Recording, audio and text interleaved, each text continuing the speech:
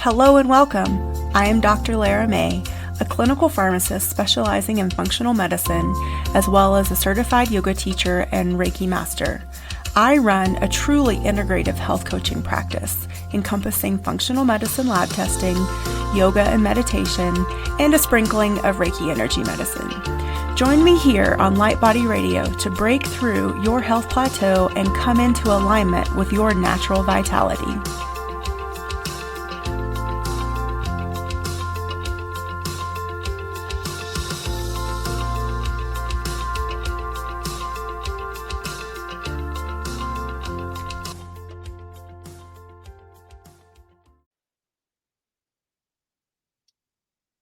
Hello and welcome to Light Body Radio. I'm your host, Dr. Lara May, and today we have with us Natalie Viglione.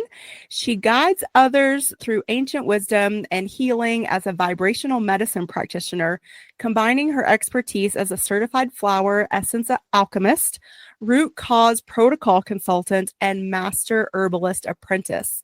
Her healing work explores the transformative spaces where dimensions meet, weaving ancient wisdom and modern protocols to address every aspect of being, physical, emotional, and spiritual. She's the founder of Awakening Magic and the Disrupt Now podcast, as well as the new Forge and Flow Sanctum with her husband, Mark, where they unite their complementary healing journeys to help others reclaim vitality by honoring ancient wisdom while addressing modern challenges. Welcome. Thank you. So good to be here. Yeah, it's so good to, again, finally, come together for this conversation. Exactly. Yeah. But let's talk about your journey and how you came to sort of bring these modalities into the culmination that you offer now.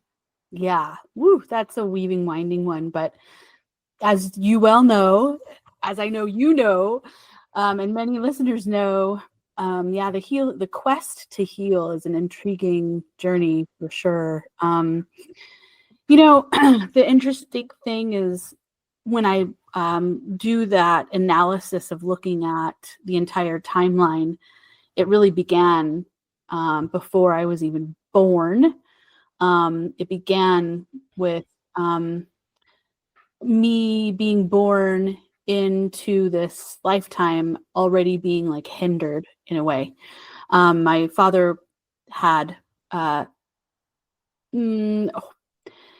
quite the horrible, thing that happened in Vietnam that we all well know.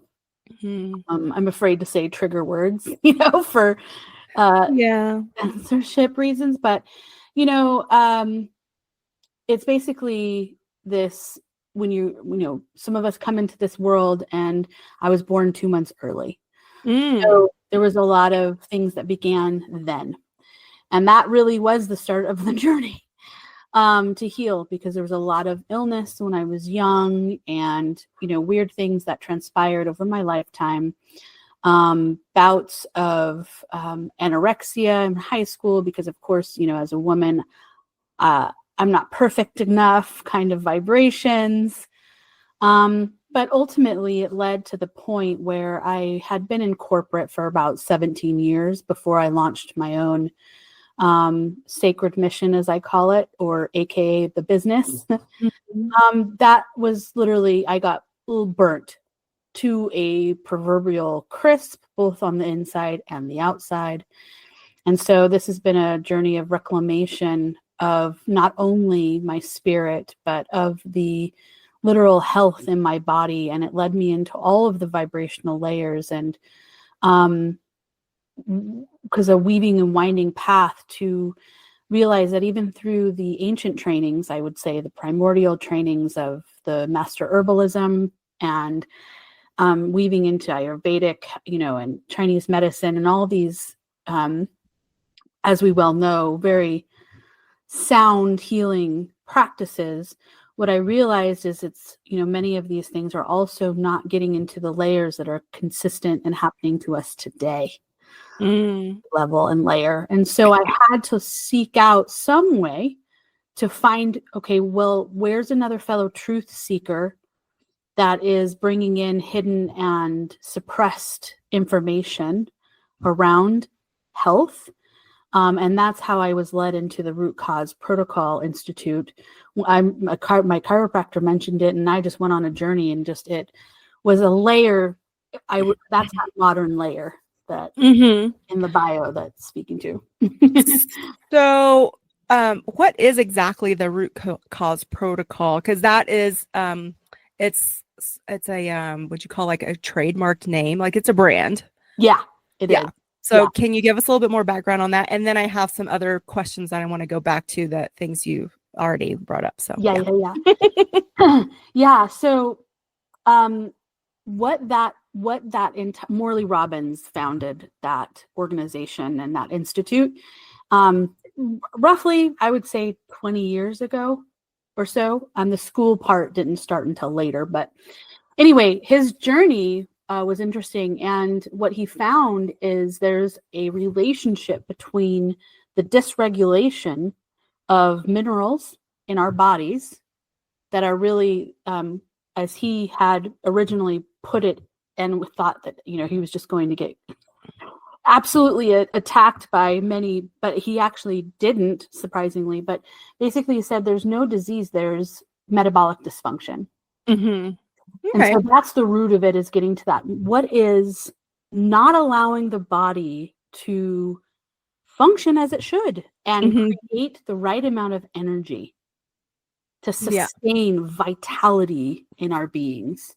So that's kind of the root cause aspect, is really getting to the whys of such things like symptoms. Cool. Yeah. Love that. Totally agree. And what I wanted to come back to, based just on your story that you brought forward, is that how interesting it is that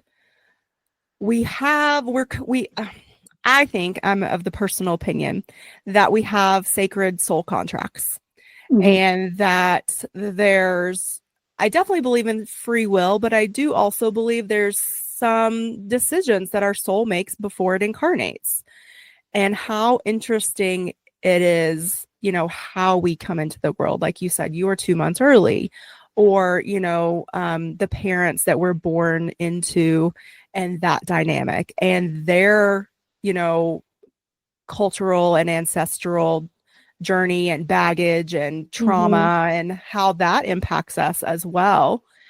And then on top of that, that next layer is the time where we are growing up and what we're impacted with. And you mentioned eating disorders, and I think it's so interesting looking back, because I'm an 80s kid myself, and that whole era of, like jazzercise and the supermodels of that, like super thin, waif like, image that was popularized, that it had such a huge impact on women and girls, and all of the things that I think a lot of us had to go through, whether it was a full-blown eating disorder or not, reconciling and learning to love ourselves, like knowing that we're not many of us are going to look like that, and that's okay. That doesn't mean that there's something wrong with us, but still, like, having to sort of like deprogram that.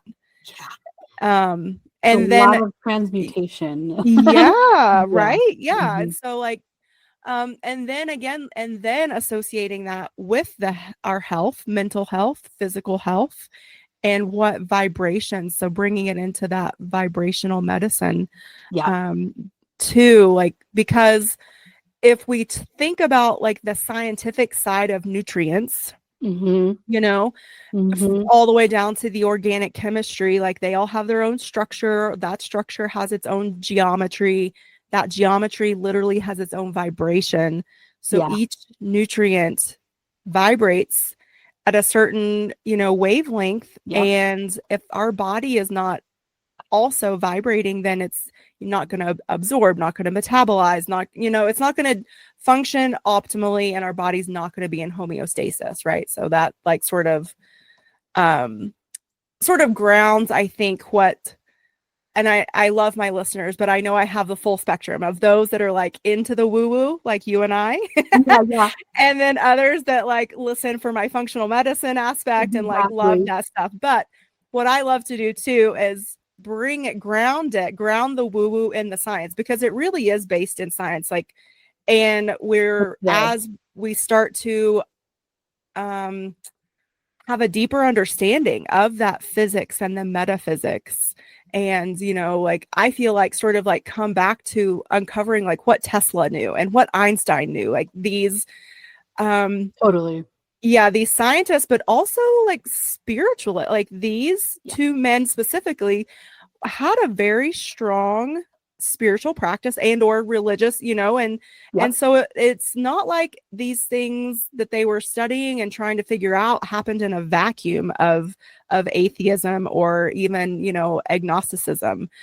So I think that's also important to sort of remember. Totally. Sorry, went on a tangent there, but no, great. That's it.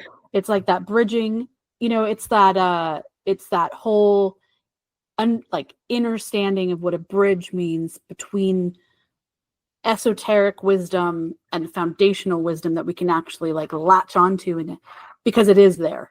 It's there. We just to know where to look for it, essentially. Yeah, well, and it's so interesting. I mean, because I guess since Tesla and Einstein came through in this conversation, if we think about, again, like what they knew when they were alive and what they brought forward, but then also specifically from the perspective of Tesla, how much of that information was suppressed by our government and or the powers that be. If you think about JP Morgan and that whole corporate entity as well, but now it's coming forward. And I think that's interesting in terms of in sort of the little form that I like to send out to all my guests. You mentioned the earth is purifying. And I think that is an illustration of that level of purification, or like the unfolding of the lotus flower, that opening, that peeling back the onion, so that we can all know truth more. Truth with a capital T, the big T truth. Yeah, exactly. if that's possible. Biggest T ever. Yeah. Yeah. So talk about that with us a little, if you don't mind, just what that means from your perspective. Yeah, the purification component. So for me it got really noticeably bad. Like I felt like I could barely function.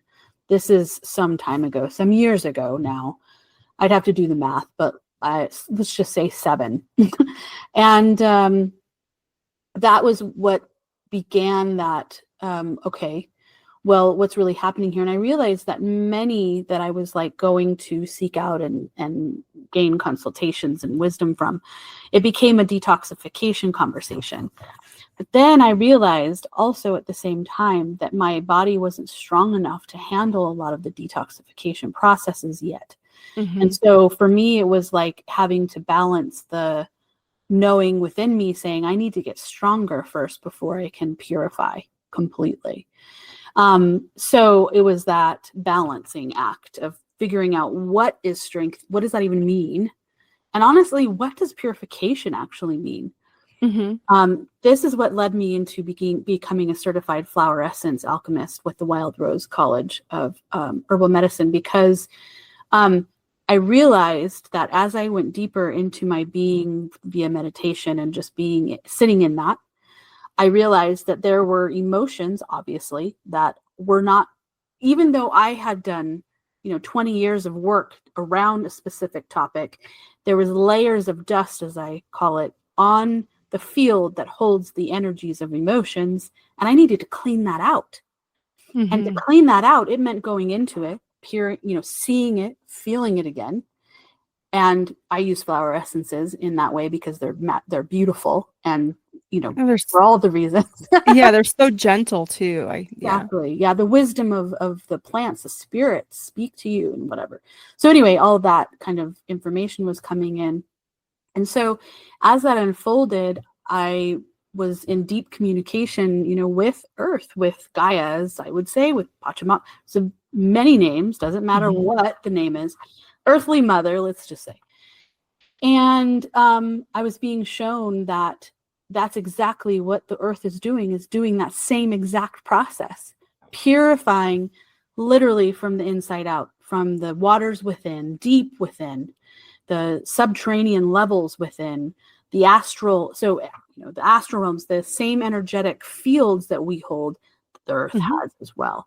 And so all of this is happening simultaneously, and therefore we are being asked to do the same exact process in order to keep up with Earth's vibration and our vibration upgrading and leveling up, if we will, as well. So that was about it. It really felt much better to me to know it at that magnitude, because it made sense as to why everything came. It was like when I left corporate, everything came. It was like 17 years or however many, my whole life, maybe up to that point.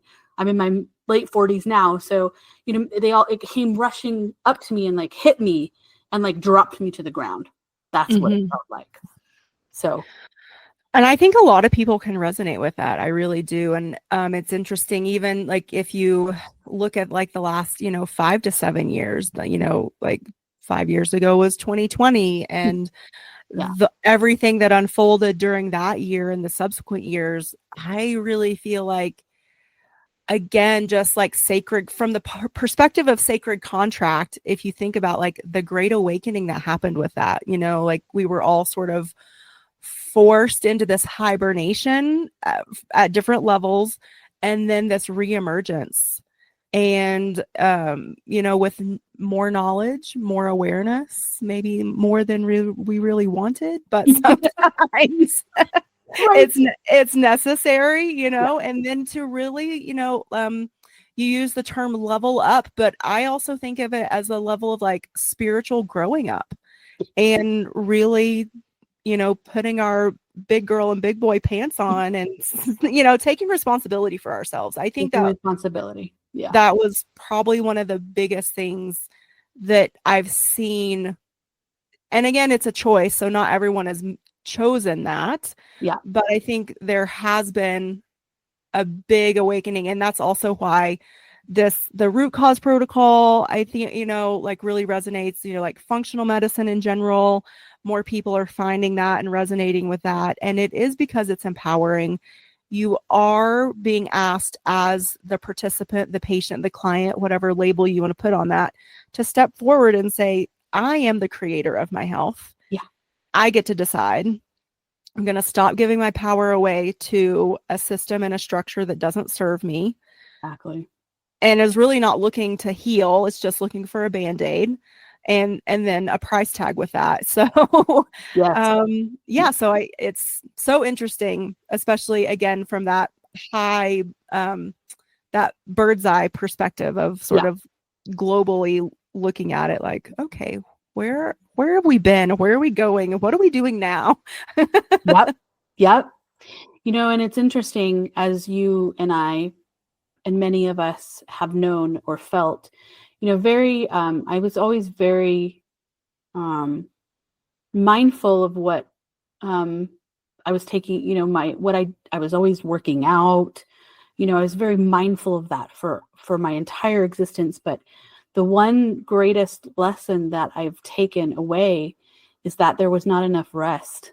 My nervous system was a complete, as most in this realm, we think that we need to work hard, play hard. And that is such an inverted truth.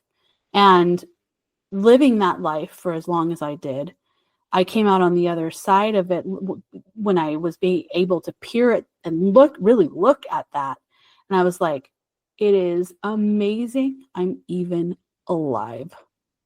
Yeah. Like when you really see the play, running, in races and like, I was living in New York City it was just like, wow. So that falling in love with yourself, not in the distorted way, but in the sacred way, self-love on a level that I had never anticipated or even knew existed, came out from all of it. So the beauty of that underlying, those underlying aspects are really the gems. Yeah, well, I mean, it's so much a part of American culture to just go, go, go, go, go. Mm-hmm. And again, one of the silver linings that I think came out of the last 5 to 7 years is that the term burnout has finally made its way into the corporate world, and we know that it's not a good thing and that it can't be sustained Yeah, and it shouldn't be sustained, and that there is and can be a balance, and that you can still have a certain level of productivity if like if you're looking at it from the corporate perspective, but even in a personal perspective, like in a small solopreneur business, or a private practice, yeah, and or personal practice, what does that word productivity mean to you? What do you want it to look like? How do you want exactly. it to show up? And I think that's the other thing, is like realizing that we get to set these definitions. We don't We do. have to go along with the culture that our parents and grandparents gave us. And God bless them, because every generation does the best that they can with the tools that they have. So definitely, I'm not coming at this from a place of judgment, but again, from this place of awareness and Yeah, that emotional adulthood and choosing. exactly. Yeah, it's interesting. Like, I think when we begin to see the levels that are unraveling, um, beautifully, so the systems, the structures that did not serve anyone's highest good, especially this earth and the living, breathing organisms of this earth, we see that um, it's there was only. I mean, it's like I keep seeing. I was always seeing like ceilings, like, and we're just breaking through all Mhm. those false layers, and that is just a continuous, like, and it doesn't feel good to see the things, but so it's never like a judgment either. It's just being like, wow, how Right. Yeah. hindered, and how, kept in like this little bubble things have been, and how, when we're bursting through all those layers, how magnificent it is, and also challenging, because again, seeing that almost sometimes takes you to the ground a little bit, of like, oh my god, oh my heart, the grief, working through all those layers of just what has transpired up to this point. Yeah, I mean, and it's still hugely happening right now. And it's Oh, just so interesting to watch the resistance yeah, to the change. yeah, And again, like, not coming at it from any one political side yeah, or perspective, but the symbolic thing that's happening is there's a change agent, and there is change happening whether we like it or not. And how do we get to choose to think and feel about it? I think that's the other thing too, is that it's really challenging the perspective of victimhood.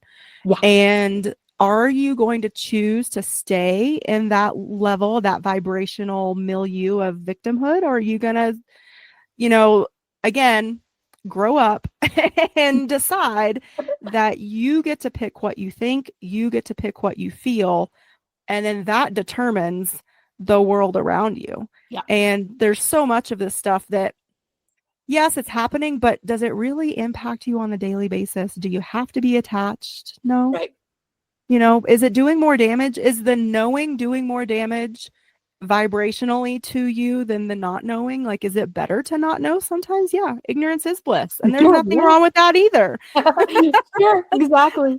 Yeah, there's a lot of things that I've unraveled that I'm like, can't unsee that. Right. Yeah. Yeah. Hmm. Um, yeah, so just I think again, like coming to a level of acceptance, Yeah. um, which is always interesting too. Isn't it? Yeah. Yeah. Yeah. Like real acceptance. Like, not like, no, it's fine. Everything's fine. It's good. No, it's great. We're good. Right. Yeah, like not blowing it off, but Yeah. like really just accepting where we are, Yeah. and it is what it is. It just is what it is. Yes. So, Yep. Sometimes we just gotta wake up and say, you know what? It is what it is. It is true. Yeah. Yeah. And I like to always remind my listeners and my clients that come to me for those energy services that I offer as well, that, healing is not a cure. Right. Healing is a journey, and it might even look like death at the end of that journey. And that's okay too. The healing is, from my perspective and my experience, the healing again is that awakening, the uncovering, the deeper understanding, the acceptance, the growing up into that emotional and spiritual adulthood to make the choice and decide for yourself instead of, again, giving away your power. Yeah. And so I love talking to other practitioners that essentially, like, we're holding the space. And that's what I tell my clients too. Like, I can't do the work for you. Exactly. I can be a guide, and I can hold space, and we can talk about things and flesh things out and help you come to that deeper understanding. But again, I'm just the guide. Exactly. Yeah, because there's this level of commitment that is just so vital, obviously, but it's that commitment even when, I can think of this even in my own personal quest for that ultimate, that there's two things about that. But one is when something doesn't work to the degree in which I'm feeling like it's working, being able to dig deeper and be like, okay, this piece over here goes with this piece, so I need to meld these now. And that's really what, us as guides are doing anyway, is building pathways that can work. But since every body literally is so unique, there's different layers that will work at different times. And it's just being able to step into that willingness to commit to the quest of changing lanes when necessary, and realizing we have an end target, we have that end goal, you have that end intention, but that end intention has to be kind of this moving target, and not getting so clamped into like, well, as soon as I just get to that, everything's going to be perfect. Because that is the thing. Yeah, I mean, and bringing it back to the piece of purification too, I think that also brings up the concept of letting go. Yeah. And that we literally cannot carry all of the baggage of our ancestors, society, culture, and all of our shit. Sorry, I'm just going to say it. All of our shit too. I mean, because that's really what's killing us, is so coming to that willingness, like you said, the being willing and ready to participate and let it go and move forward, and knowing that you get to create what you move into. Yeah. And so having the preconceived notions of, well, when I get this, then things will be perfect and fine and dandy. And like, maybe, but it could be better than you could ever imagine. Exactly. Or it could be better than that thing, that image in the head, Yeah. Or it could look nothing like you expected and still be okay and great and good, like, exactly. Or even if it's shitty, then, like, you at least learn something, you can still keep moving forward. Exactly. That's it. Yeah, because, as we well know from our own journeys, from working with our clients, one of the biggest things I think is in the purification process, as we are seeing literally playing out before our very eyes, is that it's the healing crisis that often can happen, or the Herxheimer reaction, whatever word. It's just basically things are detoxing almost faster than everyone can keep up with it.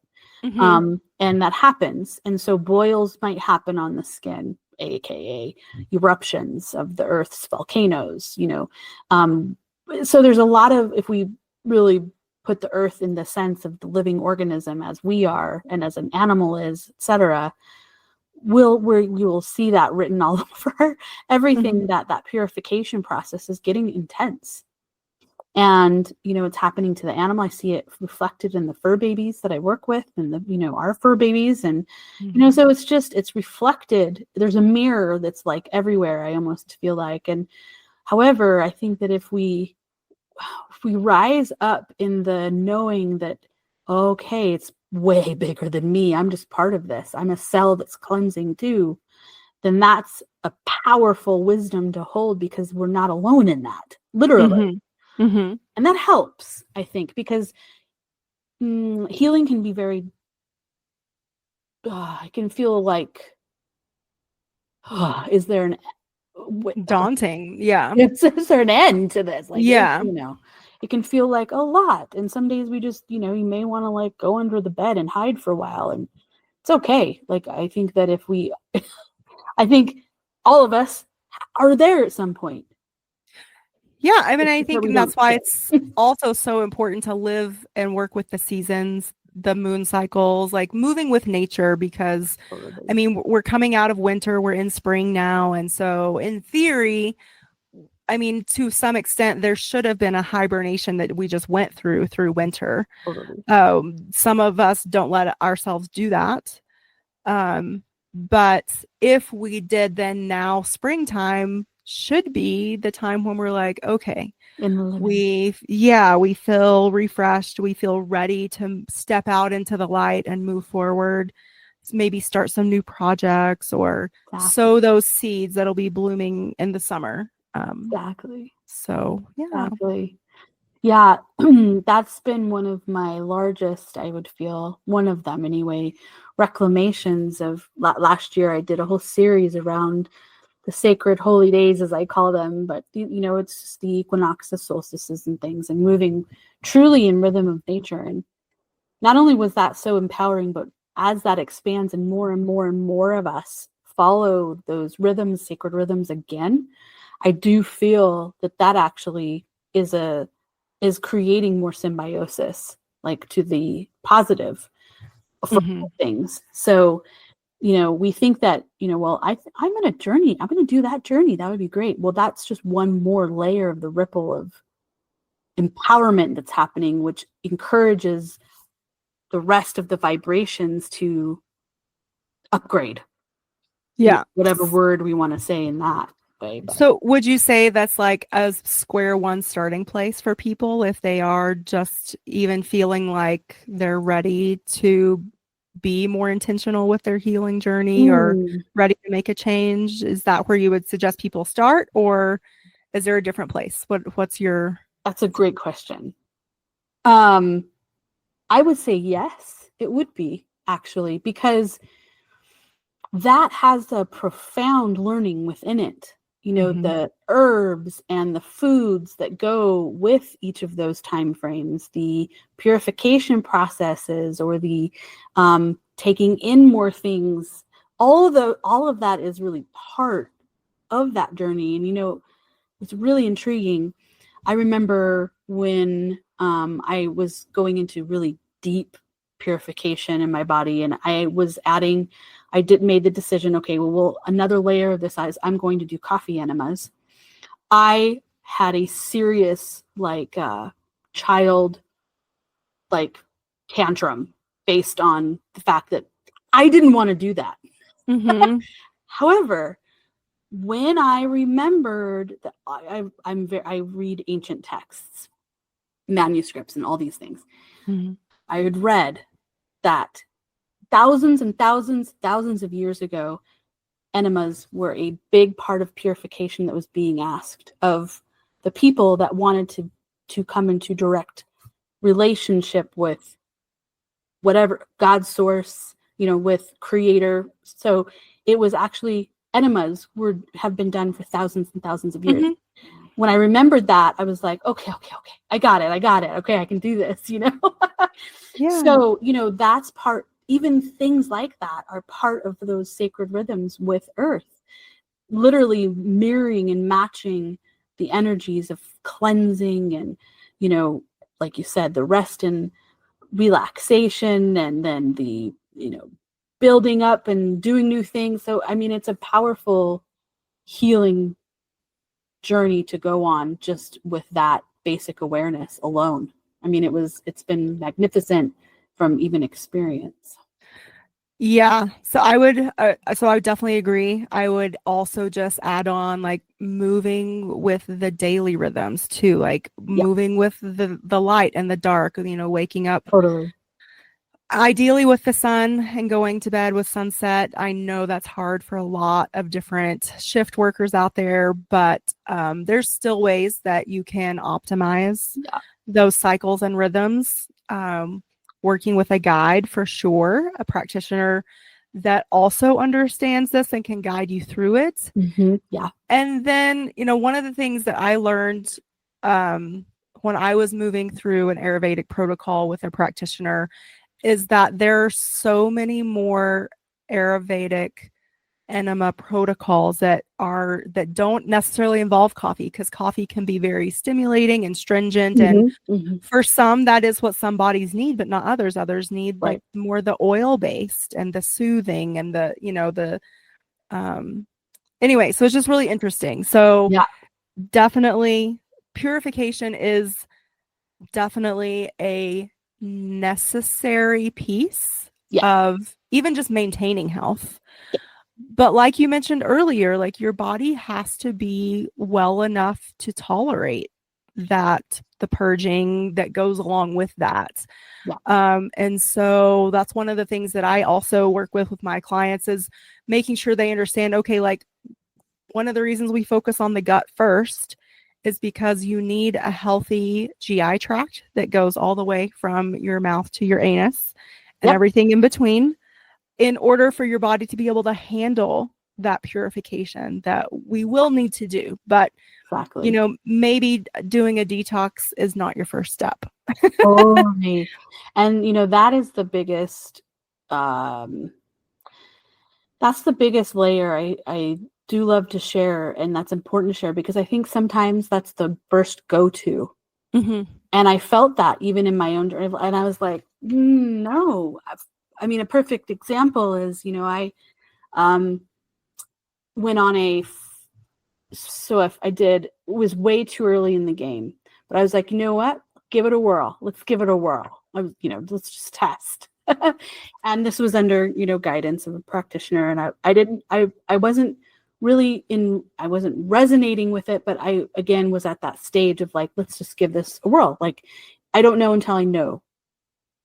But it confirmed the inner knowing that, I did 5 days of just a fast, just water. And the fast itself wasn't difficult because intermittent fasting, that's just been kind of natural. So it wasn't that part. It was the fact that I actually gained weight during that process because my body was freaking out. Mm-hmm. High stress.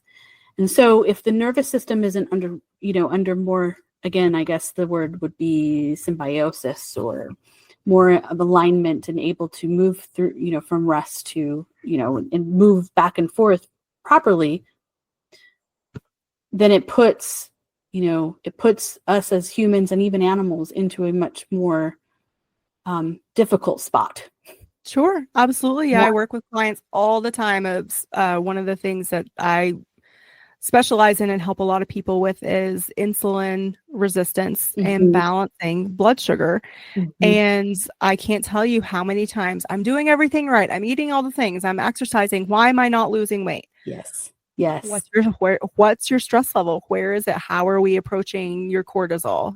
Like what's Yeah. really going on? Have you loved your adrenals today? How are you obsessing over this protocol and it's stressing you out more? Let's Yes. Yes, because even the healing of the healing is stress. Yeah. Yeah. Totally. So tell us about your Forge and Flow Sanctum, or like all the things that you offer. Like I'll let you just tell us which ones you want to bring, awareness and attention to. Yes. So, okay, I'm really excited. So Forge and Flow Sanctum, which it's forgeandflow.org, is the email. Sorry, it's the website. And my husband and I, we are on what you could call as the twin soul journey, and not in the distorted sense of the new agey stuff, but this is like we met 13 years ago, coming up upon the 14th year, and part of our quest has been to, when I hit the brick wall of my health, like it really woke him up. So it was it's those learning lessons, but he fast forward, he dove like head first into Qigong and Tai Chi and more of the Asian healing modalities and those arts, where I came at it more from the herbalist and the flower essence and the, and these other layers. And so now what we've been able to do is bridge our work together. Beautiful. We've been running a business for a long time together, but this is like the ultimate soul's work, I guess you could say. And really wanting to open, our hearts and doors to people to provide a sanctum, because we have land. We're building a sanctuary here, which is our home, plus, all these other little structures. And that's a journey and a half. I mean, it's been rough. I'll say that. But where is that? In Jonesboro, Tennessee. Oh, okay. Cool. Yeah. So we're coming up into the final throes of actually at least having the home part done. And so it's all coming to that culmination. And we're finally at that layer to where we can launch it on the virtual side and then layer in the in-person, in the next year or so, which we are just, this has just been so long in getting built up for this to create it that it's just been like a bit, okay, we're here. So we've opened the doors to waitlist for 20 people, because we're going to start very small, intimate, virtual at first, and then we'll go from there. So very excited. Beautiful. Yeah. Beautiful. Yeah. And what about awakeningmagic.com? What will people find there? So what people will find there is really celebrating the divine spirit within. This is where my vibrational medicine work is built into it. As also, I offer the sacred rhythms with the earth. So it's the wheel of the year, quote unquote, journey. Okay. And activations and such for, again, getting back into that divineness that we hold within. That's really what Awakening Magic is all about. It's getting back in touch with the divine. Awesome. And any socials that you want to send people to? Well, I do. It's been a long ride to try to figure out where I could be, because I actually got ripped off of all the channels like a couple of years ago. I said some words that I guess. I was going to say, you must have said some big truth. Yeah, I didn't like that. But I rebuilt. So I have Awakening Magic YouTube channel. Okay. That's one place that people can find me. And then I have my Substack channel with my publication, which is Awakening Magic also. So cool. Awesome. Yeah. Well, anything else you want to end with or bring forward before we wrap up? Well, Lara, I thank you so much. I knew that our spirits would be very on the same vibration. So, I just want to say, I think that, this journey of this entire realm of us healing is difficult, and it can be challenging on some days, but we're not alone. Absolutely not. Yeah. No matter where you are. Yeah. I think it's really important for us to say that you're not alone. And even if you're feeling alone, know that there's always someone or some place or something to reach out to. And so please, if you're that person out there feeling alone, know that you can reach out to us. You can make a comment on this podcast or episode. You can reach out to us on the socials. You can drop us emails from our websites. So please reach out, knowing that you are not alone and that there is support out there for you. So Absolutely. Yes. Thank you so much. All right, everyone. Well, make sure you check out awakeningmagic.com and forgeandflow.org and keep your eyes out for this beautiful sanctuary that is coming soon. I'm excited to see it myself. And as always, if you have questions or comments, please leave them in the appropriate spot on whatever platform you find us on, and we will catch you in the next episode.